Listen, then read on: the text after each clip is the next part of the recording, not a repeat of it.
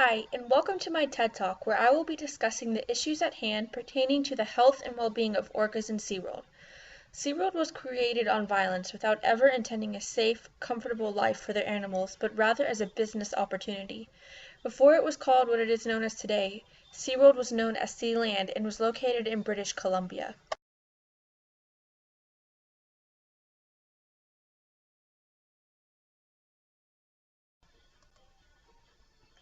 SeaLand was a pathetic attempt of hosting orca shows.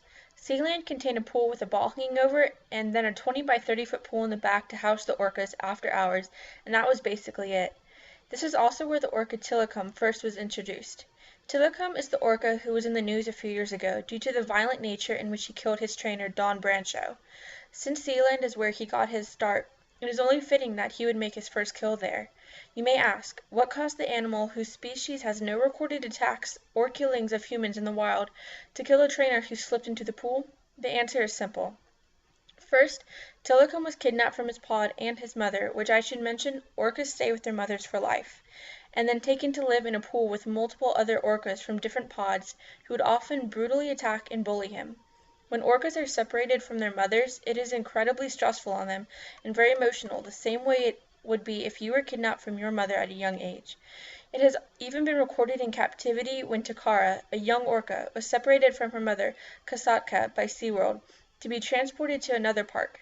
Kasatka began using a vocal frequency unknown to anyone in the park and was later found out to be a long-range frequency she used in her distress to try and call out for her calf.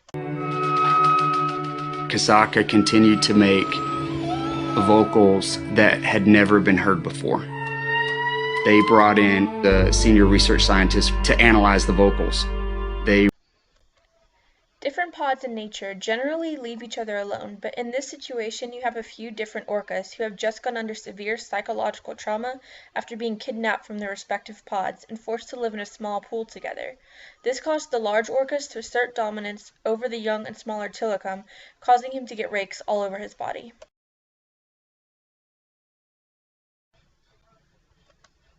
Shortly after, SeaLand was forced to close and Tilikum was bought by SeaWorld.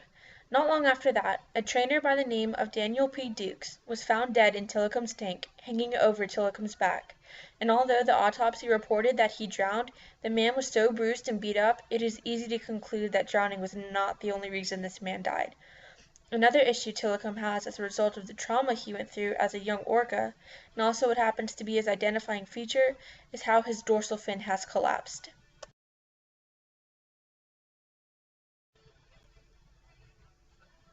While SeaWorld may tell you dorsal fin collapse in the wild is extremely common, they are lying. In the wild, dorsal fin collapse is pretty rare considered to how often it will occur in captivity. In the wild, the dorsal fin will typically only collapse due to old age, stress, or altercations with other whales. In captivity, dorsal fin collapse is due to the high levels of stress as well as poor health.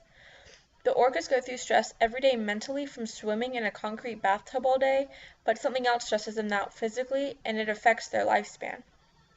In the wild, orcas can live on average to be about 30 to 50 years old. Males appear to live no older than 60 or 70, whereas the females have been reported to live upwards of 80 to 100 years old. I'm sure SeaWorld would love to have their orcas live that long, but the stressful lifestyle they force them to live causes the orcas to die way sooner than they should. More than 70% of orcas in captivity won't make it beyond 10 years old, while only 32 captive orcas have lived to see 20. Female orcas in SeaWorld are just considered baby makers. One whale, Katina, was forced to breed when she was only 9 years old, which is 5 years sooner than she would have in the wild. That is extremely stressful on her body, and after her first calf is born, she will likely be forced to have more and more until the day she dies. It has also been reported that since these animals are trapped in a pool equivalent to the size of a human in a bathtub, they are bored out of their minds.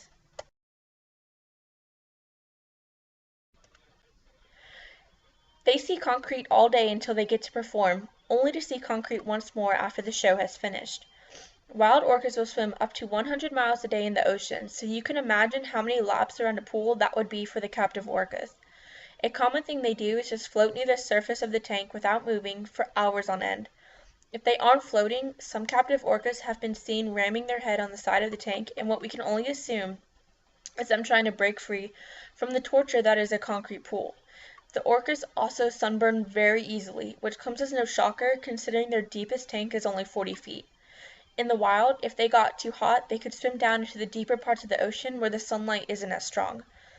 Being confined to these pools for a majority of their day, for most if not their whole entire lives, is also a cause for severe aggravation. It is what caused the trainer who slipped in to lose her life.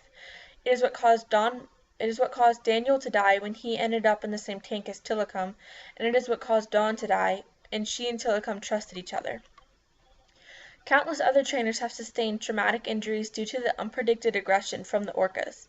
For example, one trainer who was splashing her foot in the water got dragged in by one of the orcas, and when she fortunately escaped, her arm had a compound fracture only being held together by her wetsuit.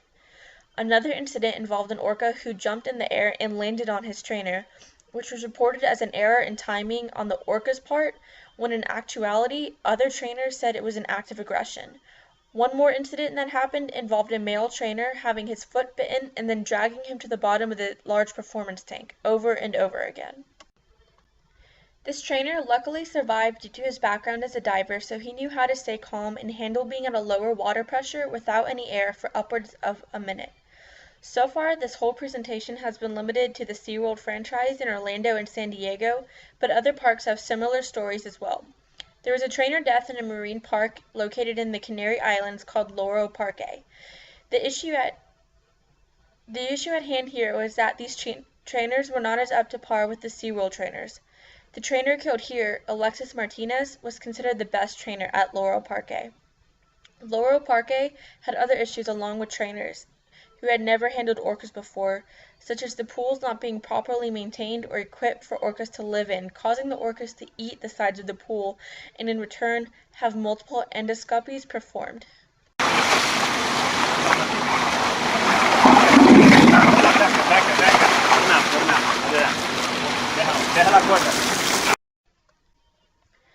And the thing is, SeaWorld sent 4 of their whales to Loro Parque, which they knew was not ready to care for orcas. However, they did it anyways, which caused health issues for their whales and a trainer to die. But at least they made a profit. I remember when I was about 10 years old, I got to go to SeaWorld. I was head over heels. I would get to feed dolphins, and I would finally be able to watch the Shamu show. I was awestruck at the performance. It was so amazing. However, now that I know the actual horrors that happen there on a daily basis, I'm just amazed that these poor animals were able to perform so well. In recent years, the orca abuse at SeaWorld and other parks have been highlighted more and more in order to gain insight onto why SeaWorld is so bad. And here's what we can do to help. We simply not give our money to these corporations. These large corporations are taking these highly intelligent animals and placing them in a bathtub for our enjoyment. They are endangering the orcas and their trainers for our enjoyment, and if we stop attending these shows, if we don't find them entertaining anymore, the corporation will have to shut down. And when that day finally comes, hopefully soon, we can petition the release of the orcas into a large sea pen to spend the rest of their years living in something more comfortable to them than a concrete pool. With our help, we can end the torture these animals have been through and help them to live a better life, and we can end the big corporations that succeed from abusing animals.